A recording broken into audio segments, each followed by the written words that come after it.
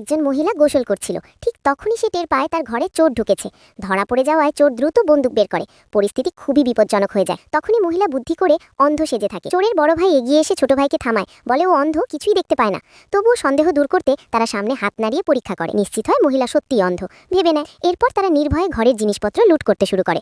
সুযোগ বুঝে মহিলা চুপি চুপি ফোন নিয়ে পুলিশে কল করে এবং ইশারায় নিজের ঠিকানাও জানিয়ে দেয়। কিন্তু ছোট ভাই সবসময় তার দিকে নজর রাখছিল। তবুও মহিলা শান্তভাবে সব সামলে নেয়। চোররা প্রায় সবকিছু নিয়ে নেয়, কিন্তু একটি লকার খুলতে পারছিল না। তারা বুঝতে পারে মোবাইল দিয়ে খোলা যাবে। মহিলা ফোনটা নিতে চাইলেও দেরি হয়ে যায়। পাসওয়ার্ড না জানায় তারা খুলতে পারে না। তখন বড় ভাই বলে ফেস আইডি ব্যবহার করো। তারা মহিলার মুখ দেখিয়ে ফোন আনলক করে, এরপর স্ক্যান করে লকার খুলে ফেলে। ভেতরের টাকা আর গয়না দেখে তারা খুশিতে পাগল হয়ে যায়। এখন তারা চলে যেতে চায়, কিন্তু পুলিশ এখনো আসেনি। মহিলা বুঝতে পারে সময় টানতে হবে। তখন সে হঠাৎ উঠে গাউন খুলে এমন আচরণ করে যেন কিছুই বুঝতে পারছে না। আবার গোসল করতে যাচ্ছে।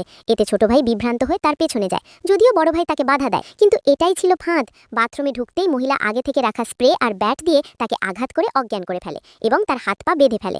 কিছুক্ষণ পর বড় ভাই এসে দরজা খুলে ভাইকে মাটিতে পড়ে থাকতে দেখে এগিয়ে যায়। ঠিক তখনই মহিলা সুযোগ নিয়ে বাইরে বের হয়ে দরজা বন্ধ করে দেয়। ভেতর থেকে চোর হুমকি দিতে থাকে, কিন্তু ততক্ষণে দেরি হয়ে গেছে। বাইরে পুলিশের সাইরেন শোনা যায়। শেষ পর্যন্ত দুই চোরই পুলিশের হাতে ধরা পড়ে এবং তাদের